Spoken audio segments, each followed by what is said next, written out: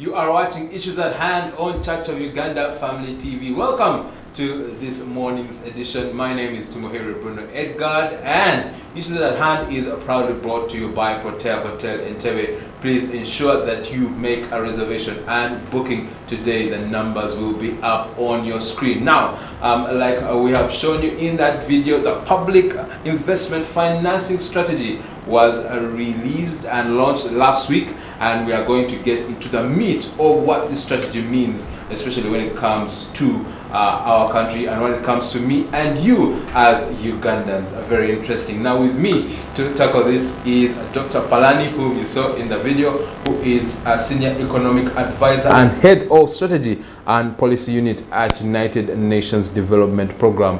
And with us as well is Mr. Ziwa Moses, who is an assistant commissioner at the Ministry of Finance, Planning and Economic Development. You are very welcome to Issues at Hand this morning. Yeah, good morning. Nice to be here. Fantastic. Now, let us go through the history, how this public investment financing strategy came about. Yeah, great. Thank you.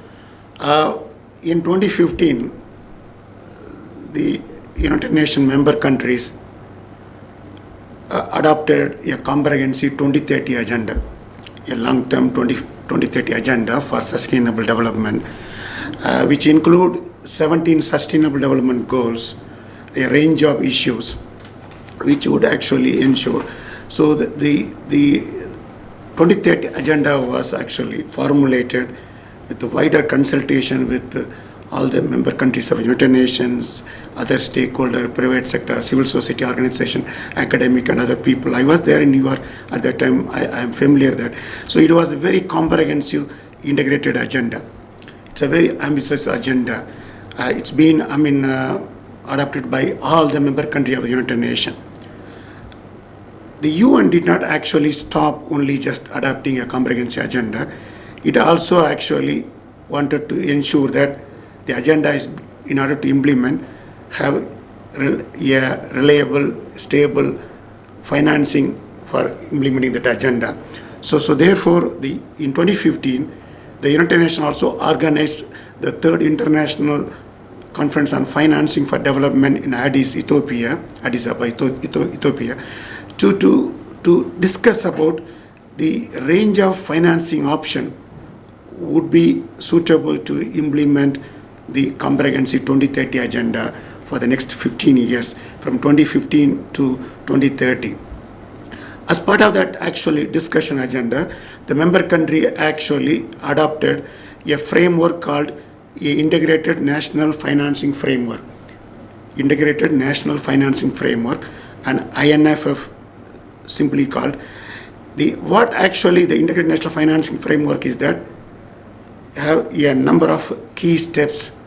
The first step is that each of the member country need to first prepare a diagnostic assessment about the financing landscape suitable to that country based on the past history, the socio-economic condition, I think. So the first component of that Integrated National Financing Framework is the assessment, diagnostic, development financing assessment, we call it. The second component is the preparation. Once you've done assessment, where the country stand, what is the needs and kind of things. The second step is to prepare a financing strategy. How that actually identified the needs, identified the financing gap would be actually mobilized, deployed at the national level. So that is the second step, is the preparation of a comprehensive integrated financing strategy. So the document which we launched is something towards that. It is the financing strategy for the implementation of SDG, and Uganda actually tried to implement the 2030 agenda for sustainable development through formulation, implementation of a series of national development plan. So in the national development plan number 2, the almost 2/3 of the SDG goals and target has been incorporated. In 2020, when the NDP 3, National Development Plan number 3 was formulated, almost all the SDG goals and target has been implemented. So the government strategy implementing the SDG agenda 2030 agenda is through the formulations, implementation of National Development Plan. So in this regard, this financing strategy is basically try to support the effective implementation of National Development Plan number 3 or National Development Plan number upcoming 4 and all. So that's the second component. The third component is that, okay, once you have done assessment, once you also prepared financing strategy, the third is the how you're going to implement. When you're going to implement, you need to monitor, review those implementation. So that's all work plan for the coming months.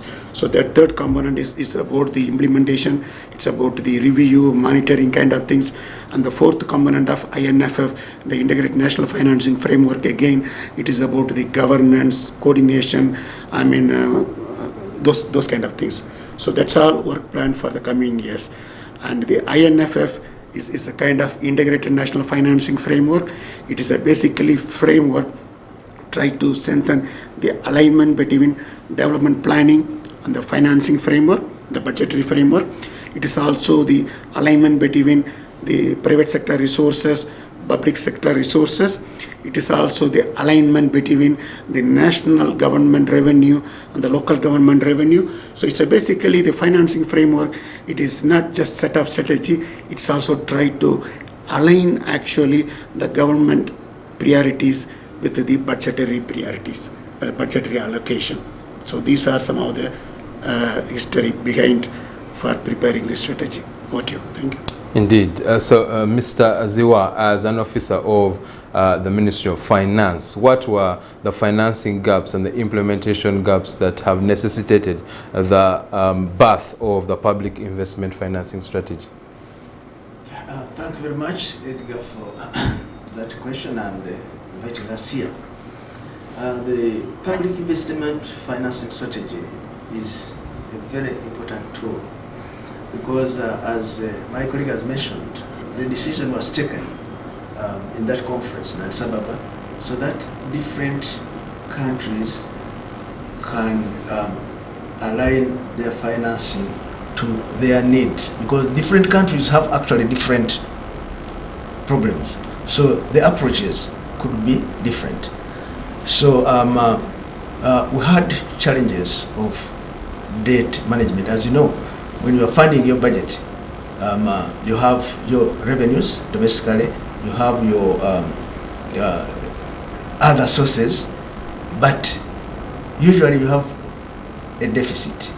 How do you fund that deficit? Is by borrowing, either domestically or externally. Now, in that process, you need to, first of all, identify your programs correctly and then align the best option of financing those programs. Otherwise, debt might end up eating the fiscal space for funding priority areas. So you find that as a result, you can acquire more debt than your resources, and therefore you cannot fund services to the population. So this strategy has come in timely so that we, as Uganda government, can align or can identify programs and then align the best source of financing to the program. For example, I can give an example. If you want to fund exploration, it needs mass capital. Can you identify it? Can you mobilize that resource from your internal resources? Definitely no. So which option do you have? Then that calls for possibly external financing. Then you have to look at the cost and the risk. So if you want to fund, say, education or social services, which option is the best? Look out there. What are the options that you can explore? And then align them to the program that you want to fund. In the same vein, the private sector. It is outside there. It could be having the resources, but you as government, you have not guided them by identifying the programs that are required for growth and development of your country. So after identifying them, now the strategy now shows you how the private sector can come in and how it can join hands with government to mobilize sufficient resources to fund such programs.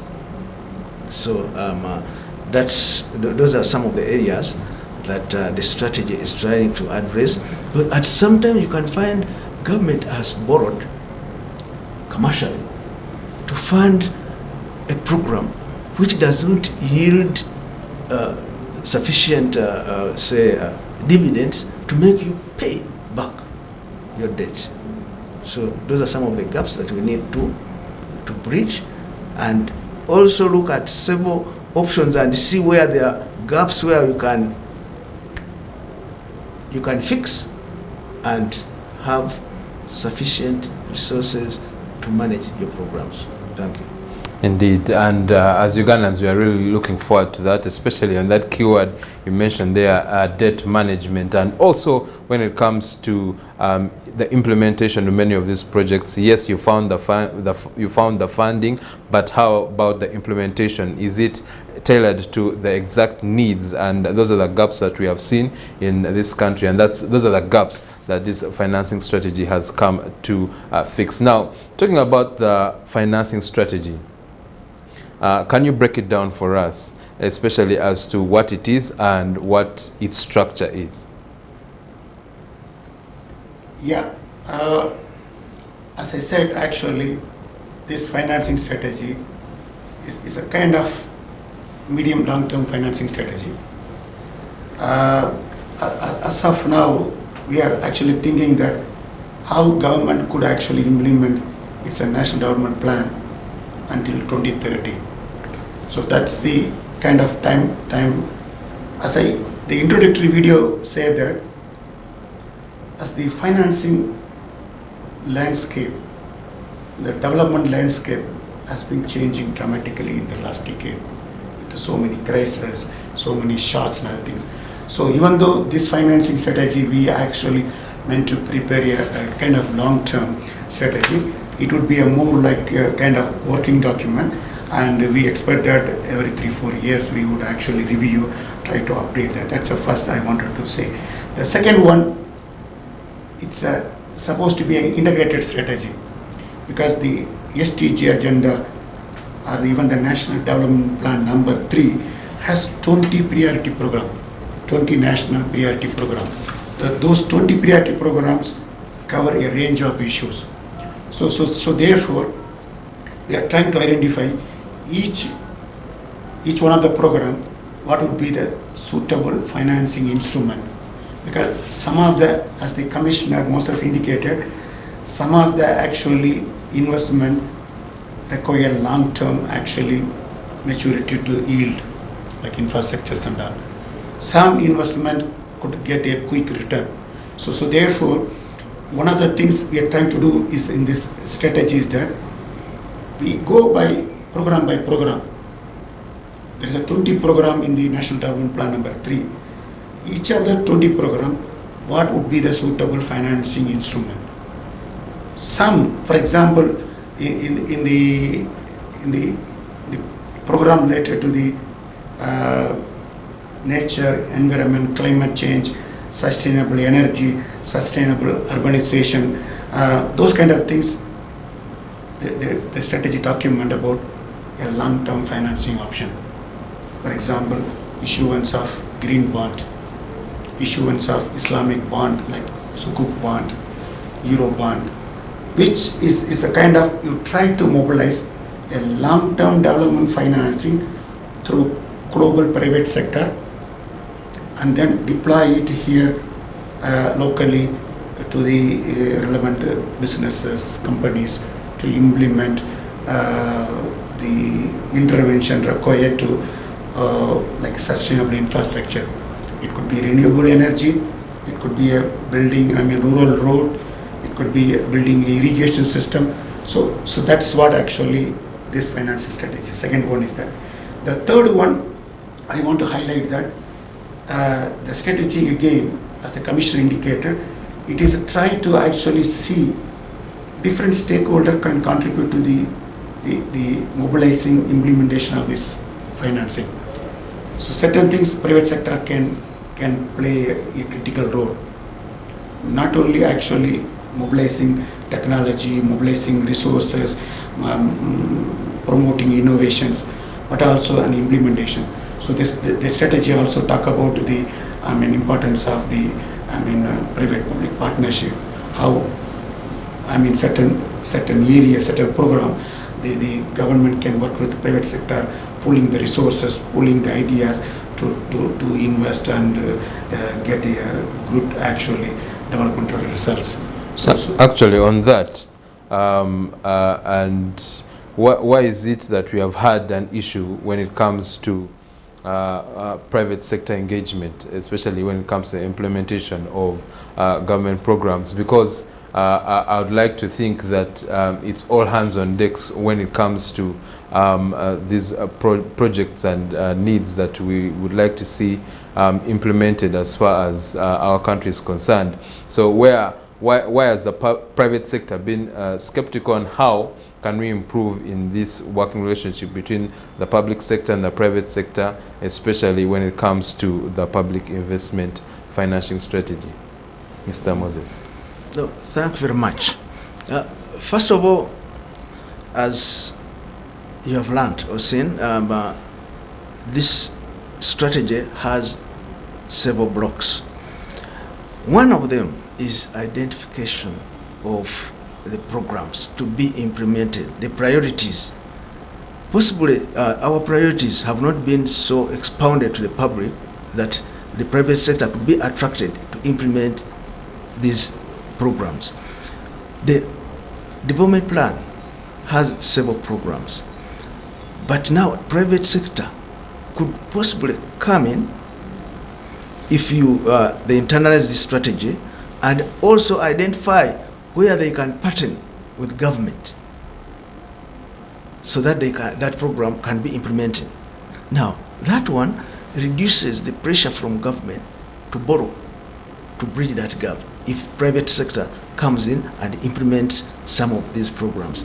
I can give you an example. So many people have money outside there, but they would prefer to go and invest in T-bills or T-bonds to get that profit without investing it in real activities that can develop the country, because they are just trading in money, not physical activities that may develop a country.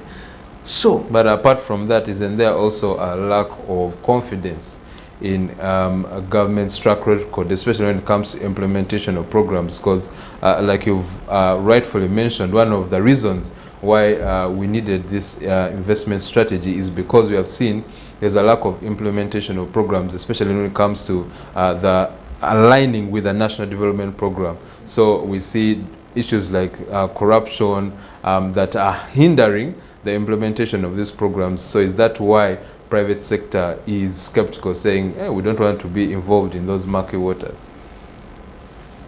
Yeah, actually, the issue of confidence or the perceived, because sometimes I talk of corruption, but when I don't have evidence. So by the way, some people invest in certain areas because of that attraction, and when they don't identify it there, they go away. But otherwise, corruption is something that government should fight strongly so that there is confidence in the private sector. Otherwise, and the way we say corruption all the time, everywhere, discourages private investment or partnering with government to invest. This is something that we should fight and ensure that we develop confidence into our private sector so that it can join government in implementation of its programs. That's what I would say. Indeed. Now, when it comes to the implementation of programs and this strategy proper, something that you rightfully mentioned as well is the Sustainable Development Goals. as far as the United Nations and the government of Uganda is concerned. So what, in terms of these sustainable development goals, do we need to prioritize as a country if we are going to realize the goal of 2030? Yeah, thank you for asking that question. The 2030 Agenda for Sustainable Development, it has actually 17 goals, over 260 targets.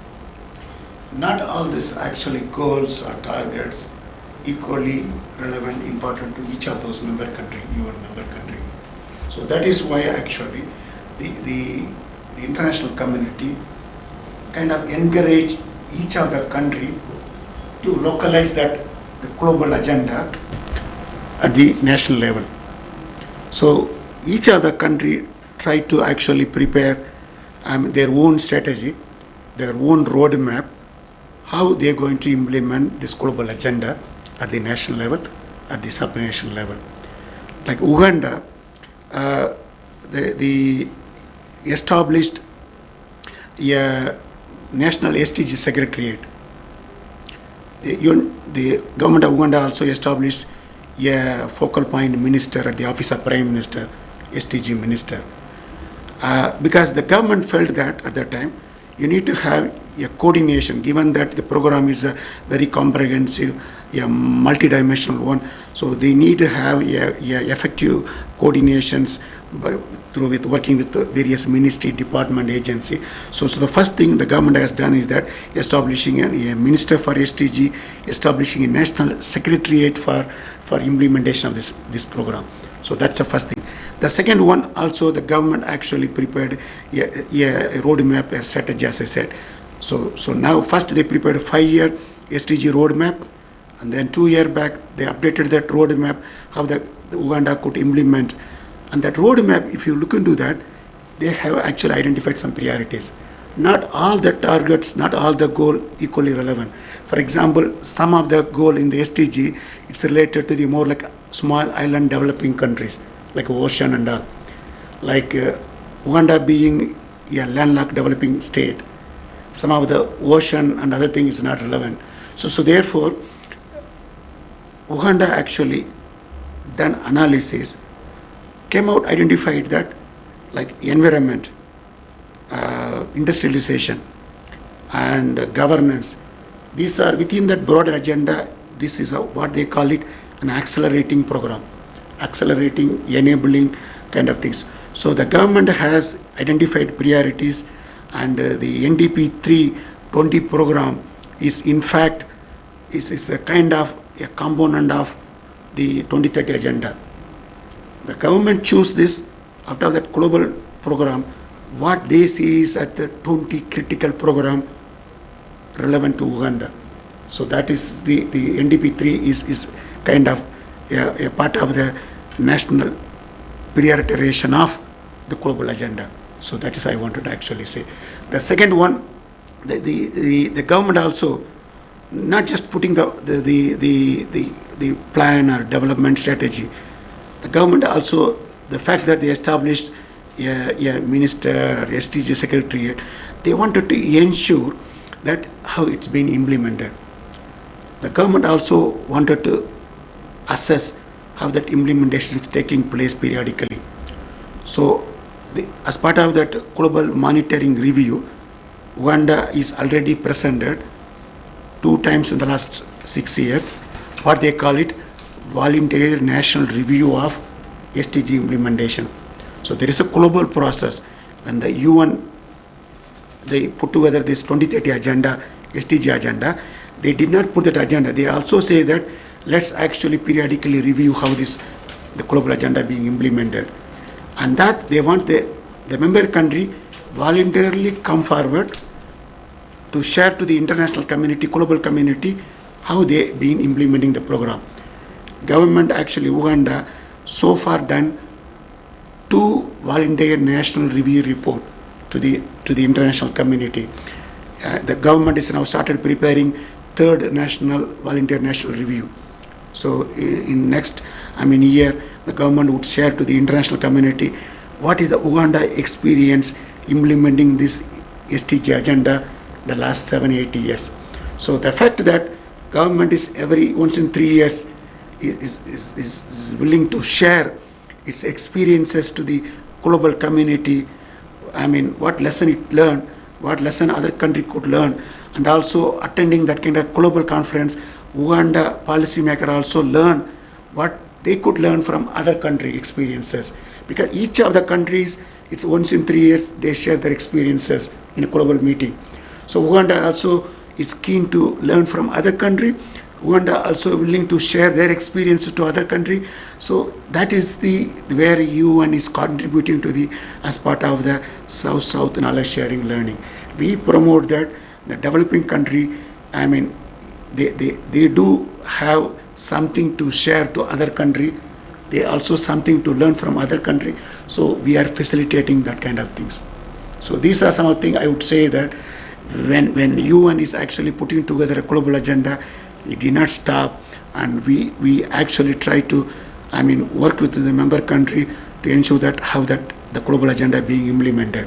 Similarly, in this country, when the UN system, the broader UN system supported the government in putting together the National Development Plan 3 or the other national strategy, take my own UN agency, UNDP, we actually supported the government, not only preparation of this SDG roadmap, not only supporting the establishment of National SDG Secretariat, we also supported government preparing this kind of various national strategy.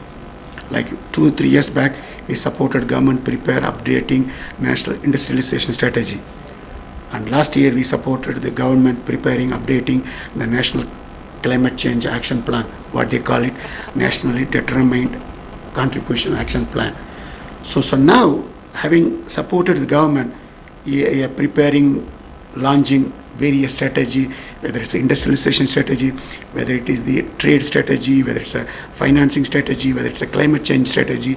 Now the development partner or the UN system in this country try to support the government, other stakeholder, how some of this strategy could be implemented more effectively, because we see that many countries, they are very good in shaping, developing strategy, but sometimes they don't, able to implement due to the lack of financing, due to the lack of technical capacity and institutional capacity. So that is where the development partner or the UN system try to support the government in terms of providing, some technical assistance, some capacity development support, sometimes promoting South-South knowledge sharing learning, sometimes providing evidence-based policy analysis, research report, those kind of things.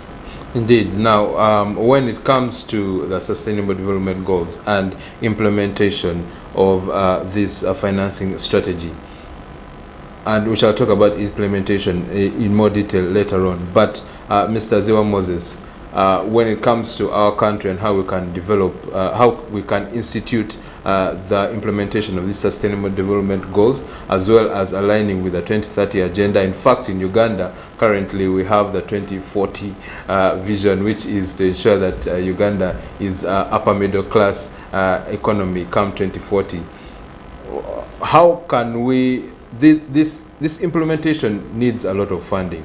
Now, what some of the financing options we have are tax and non-tax revenues. We also have grants. We also have concessional loans. But according to the report that was done, these are not yet preferable enough. They are not good enough as far as funding these programs are concerned. So what does this financing strategy put forward as far as the government getting enough funding to ensure that we implement these programs? Yeah, thank you very much, Edgar, for that question. First of all, I would say the funds required to implement some of these programs are huge.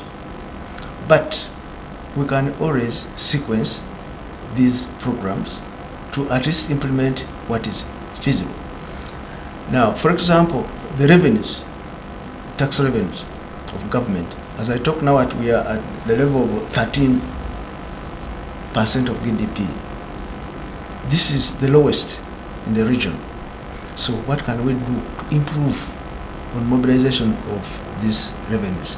One, we have to ensure that we widen the tax base, not necessarily increase the tax rates, but at least widen the tax, because most of our businesses are informal. So they should be brought into the bracket of taxation, so that our revenues, first of all, are improved. And on that, as far as feasibility is concerned, and I know it's a concern for many Ugandans, how can we widen the tax base without necessarily putting a strain or a stranglehold on Ugandans? Because we have seen in the recent past, we have seen the increase as far as taxes are concerned when it comes to animal feeds, when it comes to garments, when it comes even to exporting and importing products into the country. So how feasible can we widen this tax base without having to constrain Ugandans? It's a matter of setting up systems and even fixing loopholes on the already existing people in the tax bracket, because there are leakages.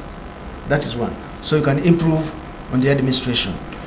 Two, you can sensitize the people. People can be willing to register, but they fear the arm of taxation. They think the moment you are registered, automatically you are going to be taxed. But you are only taxed on the profits, not on your capital. So they are not going to. You are not going to be constrained. But that fear of taxation, they think taxes can erode their capital. But if you don't register, again you miss so many opportunities, because you may not be able to penetrate. Either you cannot supply formal institutions because they go into the procurement processes, and you need a tax certificate. So we can basically increase on our tax base. That one can also minimize on how much we can mobilize from outside. At least we should not be exposed to, say, the forex risk, because when you are paying back, you have to use dollars or pounds, which you don't have. So as you increase on your reserves by increasing your exports, you also need to ensure that where you invest the money you borrow is actually very critical, so that it benefits every Ugandan, so that Ugandans can be proud of what you are using, whatever you have borrowed, and in the process, it is a cycle. In the process, they join the formal sector, and definitely taxes increase. We are still understanding what this public investment financing strategy is. And for those of you who have just joined us with me, I have Mr. Ziwa Moses, who is Assistant Commissioner of the Ministry of Finance, Planning and Economic Development, as well as Dr. Palani, who is a Senior Economic Advisor and Head of Strategy and Policy Unit at United Nations Development Program, and together we are tackling and understanding what this this financing strategy is. And it's very important to you and I to pay attention, because it has adverse effects on our lives as Ugandans as we look to develop Uganda to the place where we are ticking all the boxes as far as the Sustainable Development Goals are concerned, and as far as Agenda 2030 is concerned. Now, the strategy has been launched, it's in existence, but now the question, the biggest question as always, especially when it comes to the Ugandan government, is implementation. What are the key elements when it comes to the successful implementation of this public investment financing strategy? Okay, let me first give it a shot. Thank you, Edgar. Viewers, implementation of this plan is key to its success. One, if we are to implement this plan, then there should be proper identification of programs to implement. And to go with that is prioritization of key areas of implementation, given that the resources are not elastic. So we need to prioritize programs. And by the way, in the implementation plan, there is what they call the Resource Alignment Committee, which will be headed by the Permanent Secretary, Secretary of Treasury, with a few other identified members from Planning Authority, and so who are conversant with the development plan. You really pick those key areas for implementation, and you need to sequence these programs. As I said, the resources are inelastic, so you have to prioritize those programs. Secondly, the financing has to be of the proper mix. You've chosen the programs, but how are you going to finance them? I mentioned earlier, there are those which need mass capital, there are those which have programs with high returns on growth, so you need to prioritize them. Also, sequencing these programs in a manner that is sustainable for financing. Otherwise, if you don't sequence them properly, that's when you generate power, but you can't distribute it. So you need to sequence these programs properly to avoid such occurrences. Now again, there is governance, as you mentioned. Governance is key in implementation of this program. I can give you an example. If the alignment committee does its job, but politically they are interested in other programs, that means you don't be implementing what the strategy tells you. You'll go in for other expenditures to comfort the political wing, but not think about development of the country. So you need political buy-in of these programs so that they're not interrupted. Whatever you want to do politically should be in line with what has been identified by the Resource Allocation Committee. So then confidence of the public. We have to develop confidence in the public to partner with the government to implement most of these programs. Now, talking about confidence to the public, you and I know that when it comes to government programs and the implementation, there are a lot of challenges. We have seen that with the parish development model. We have seen that with the recent Iron Sheets saga, if I should call it that. So what does the strategy put forward that will help us be different in terms of implementing these programs, especially after getting the funding? Because we are talking about how we can get funding that will help implement these programs, especially for sustainable growth. So what is going to be different when it comes to the implementation, especially something that we have seen that hampers government programs a lot, is planning. You like PDM, one of the things that came out was we're not sure of the beneficiaries of the parish development model, yet it was already rolled out at the time. So what does the strategy put forward as being different when it comes to the implementation of those programs, especially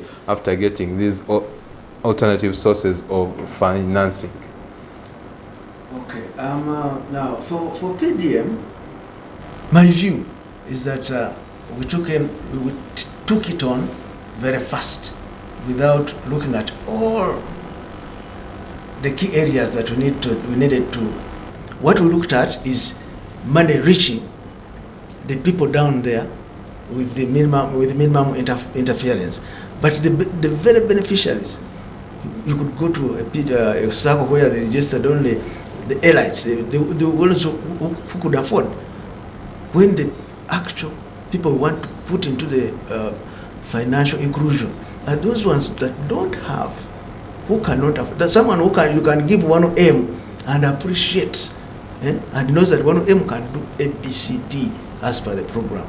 But I think moving forward, this is the almost second year, first year of implementation. Moving forward, that would be fine. But again, people's morals are also different. Some people may not have the country at heart, but have personal interest. Okay? personal interest can drive them to even take things that would have been going to the smallest person down there.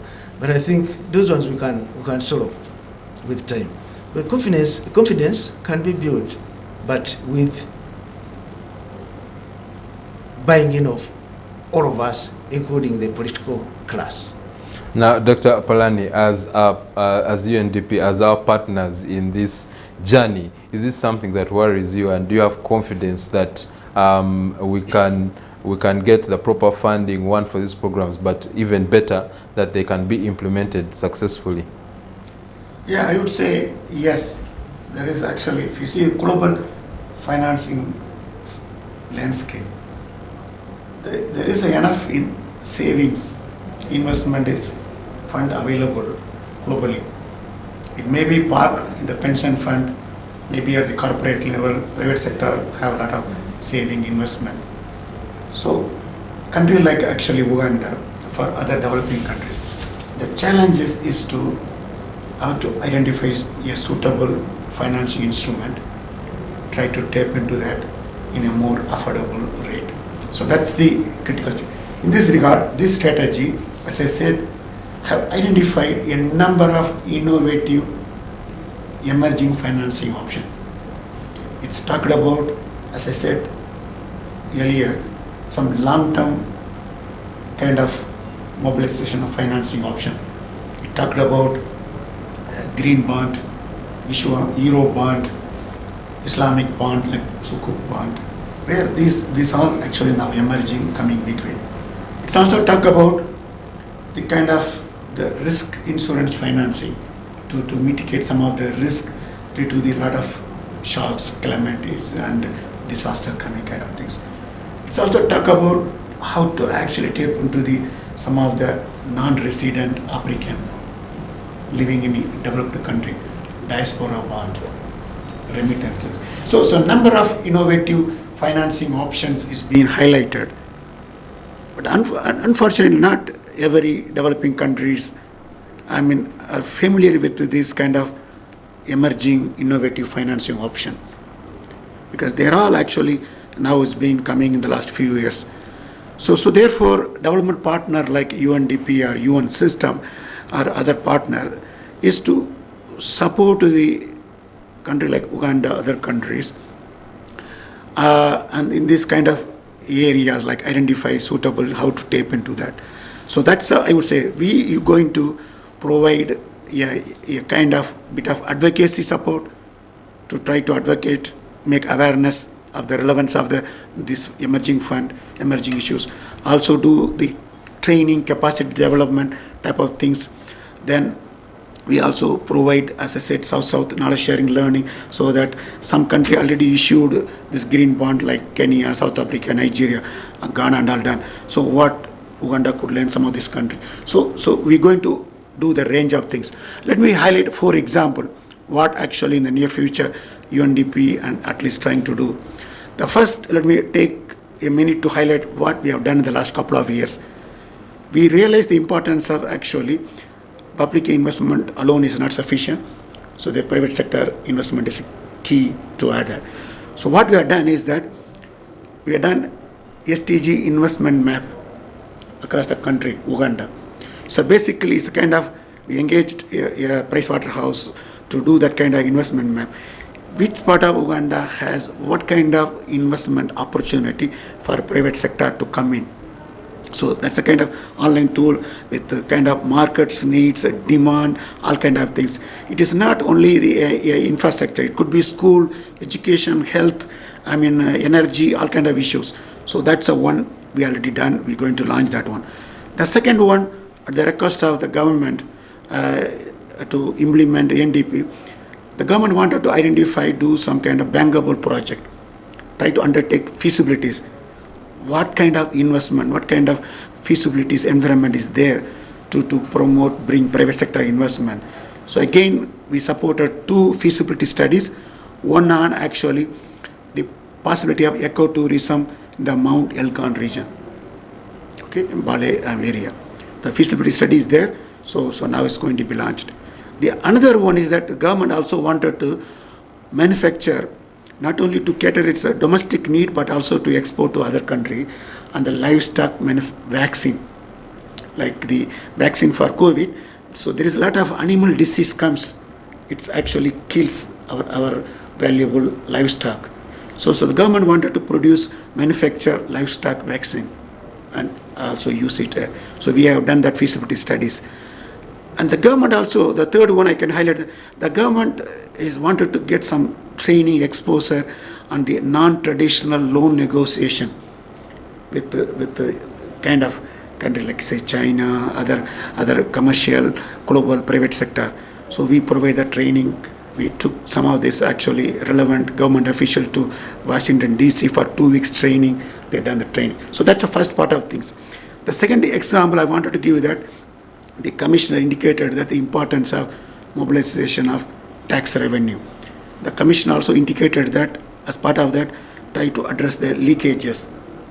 So we actually again discussing with the ministry and Uganda Revenue Authority how to leverage the new technology, the digital technology, to try to address some of the leakages, taxation, the tax leakages. And that is actually again work is being now under the initial stage. In the coming months, we will try to find ways to support the Uganda Revenue Authority, the government, try to address the leakages, illicit financial flows, try to mobilize more resources. That's the second one. The third one I wanted to highlight is that the climate financing things, long-term financing, mobilization of long-term financing, like kind of issuing that kind of bond like green bond, Islamic bond, those kind of bond, and diaspora bond and all. So again, we are discussing with the government, Uganda Development Bank, try to establish a climate financing facility. So the facility will try to mobilize a long-term financing from globally, then deploy it. So that's again we are discussing, and you would hear very soon on some kind of launching other. The last one is that the trade financing facilities, like the Africa as a continent, few years back adopted one of the world largest free continent trade agreement, the Africa Continent Free Trade Agreement, which is like the 54 countries joined together. They wanted to now trade freely without any import customs duty and all. So we are actually supporting the government, not only preparing a national implementation strategy, how the Uganda could implement the FCTA strategy in an effective way, but also trying to support the private sector. The private sector in many African countries, including Uganda, is the small medium enterprises. How the small medium enterprises in this country could be able to participate in the free continent trade agreement. So for that, so the Uganda Manufacturer Association, the member-based business organization, calling upon the government to establish what they call it, the export credit financing scheme. Basically, they wanted to have, because when the small businesses export to other country, particularly the politically volatile markets, because some of the country have some kind of instability. So they want to have some kind of addressing the political risk. So again, we are trying to discuss with the government, relevant government stakeholder, like the Presidential Advisory Committee on Export Industrial Development, Ministry of Finance and Ministry of Trade and all, see whether we could actually, the government could establish an export credit guarantee scheme, a trade financing, so that actually private sector could be able to, access more financing through the commercial bank. Once the government guarantee that, then the commercial bank would be able to lend more to the SME sector to export and the manufacturing and all, export-oriented manufacturing and all. So these are some of the things. We are initial stage. We are currently thinking, we are discussing with the relevant stakeholder. In the coming months, coming year, we would actually try to see how we could actually take this forward next level. Thank you. Indeed, and unfortunately we have run out of time, but wait to see the reports and the testimonies that will have come from the institution of the Public Investment Financing Strategy. Thank you so much, Dr. Palani and Mr. Ziwa Moses, for addressing us and helping us understand what exactly this strategy is, and we wait to hear more from the both of you. And thank you so much, our dear viewers and family members, for paying attention to this wonderful discussion. And the important thing that we must take out of all this is that you and I have, all of us have the responsibility to ensure that we are stakeholders, we participate in this public investment financing strategy to ensure that we see the development of Uganda as far as the SDGs are concerned, as far as Agenda 2030, and for Uganda, Agenda 2040 is concerned. We continue to bring you more here on Issues at Hand. For now, it's ciao from us as we get into more programming here on Church of Uganda Family TV.